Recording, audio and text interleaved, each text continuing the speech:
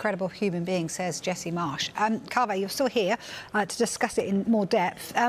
Bottom line is, though, this could have been Manchester United talking about Erling Haaland a few years ago, couldn't it? Yeah, the one that got away.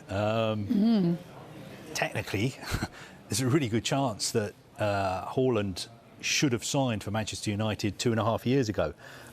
They were in talks to sign him in December 2019, so he would have joined them in the transfer window January 2020. 2.5 years ago, he would have cost 20 million euros, 18 million pounds. But I think the sticking point is that United were not willing to allow him to have this release clause in his contract. And his advisors wanted this release clause in his contract. And I think as far as Manchester United are concerned, their position understandably is, look, we're not going to have a situation where one of our players, a very important player, has a release clause in his contract, which is 60, 70, 75 million euros, which means that another club, one of our rivals, Liverpool, Manchester City, Real Madrid, Barcelona, Bayern Munich, can just come sweep in and take him away. So I think that is why Manchester United didn't sign him 2.5 years ago. Of course, as far as Borussia Dortmund were concerned, they weren't worried about that. They thought, look, it makes sense for us. We're willing to take the risk that he will leave for this release clause in 2.5 years' time.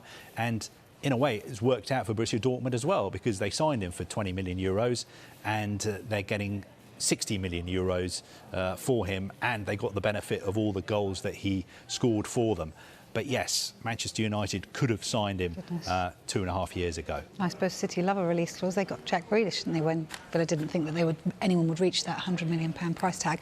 Look, in terms of the knock-on effect, so, I mean, this always has a domino effect, doesn't it, when deals like this happen? So how does this affect the teams that might have been interested in him? Well, look, other teams who were interested in him, Real Madrid wanted him, but their focus very much is on trying to get Kylian Mbappe, whose contract runs out at PSG. I think as long as they get Kylian Mbappe this summer, then they will be happy. Another knock-on effect I think we have to consider is what this means for Gabriel Jesus. Of course, his contract at City is running out soon. There has been lots of talk that maybe he could move to Arsenal in the summer. Arsenal, of course, looking to sign another striker. So I think that depends, though, on what he feels and what Pep Guardiola and Manchester City feel as well.